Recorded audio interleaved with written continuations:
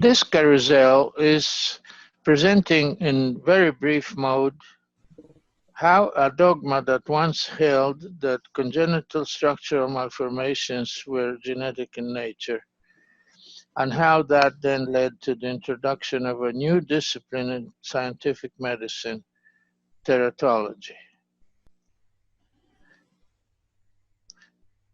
There are two versions of the presentation, a brief one and a detailed one, and both are produced in a spirit of friendship between the speaker and Dr. Warkany, shown on the right. I consider Dr. Warkany to be one of my mentors.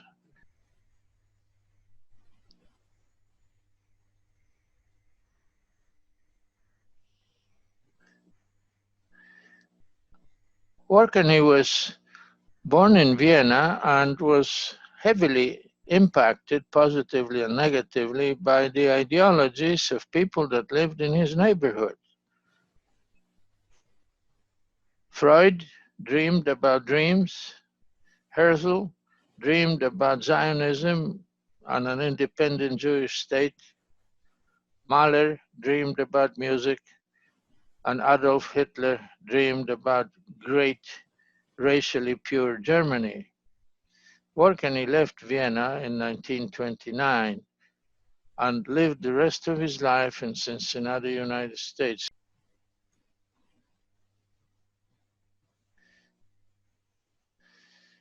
And this is the story of a single man that achieved something that is virtually hard to believe.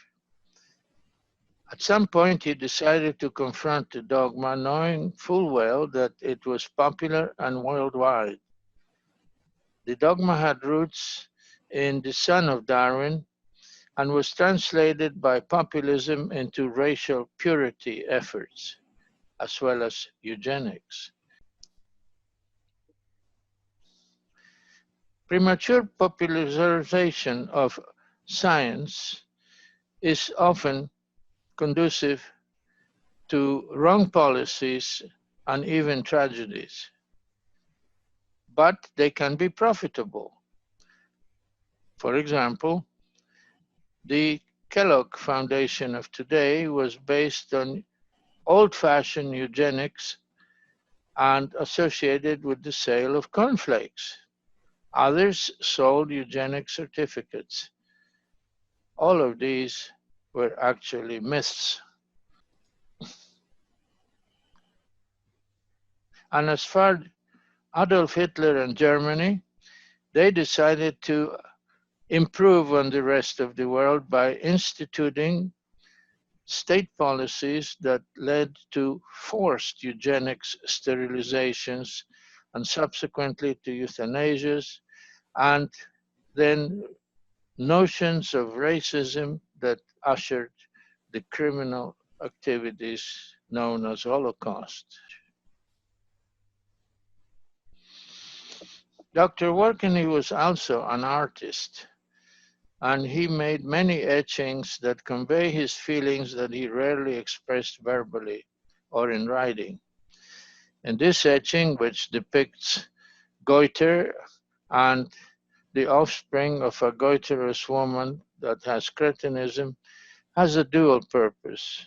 One is to remind us that the environment can be the cause of congenital anomalies, and secondly, that although the cause, that is iodine deficiency, was known for over 100 years, implementations of prevention require separate, intense, and persistent efforts.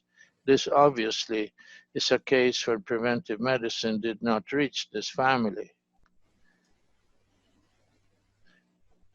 In other instances, Warkany focused attention on a once common and very painful pediatric disorder called acrodynia. He discovered that it was due to mercury poisoning, and the mercury was contained in teething powders. Although his studies were rigorous and accepted scientifically, the producer of these powders, just a single producer, sold 30 million or more doses a year, 15 years after the cause was already known. Warkany knew that to eliminate forever the disease acrodynia required that his effort be continued beyond scientific research, which he did. And here depicted in this etching is the demolition of the hospital wing that once provided care for such children. The disease does not exist anymore. Among the many legacies of Warkany, including the Teratology Society that was then replicated in Europe and Japan, he also left a opus magnum, or a classic book that is ageless because it reports facts of nature that do not need distorted interpretations. The book is also sprinkled by wisdom and prudence, and serves to remind us that Warkany's aim was to nurture teratologists of future generations. At the center is Dr. Hans Zellweger, a colleague of Dr. Warkany, who was a distinguished pediatric neurologist that many consider one of its founders.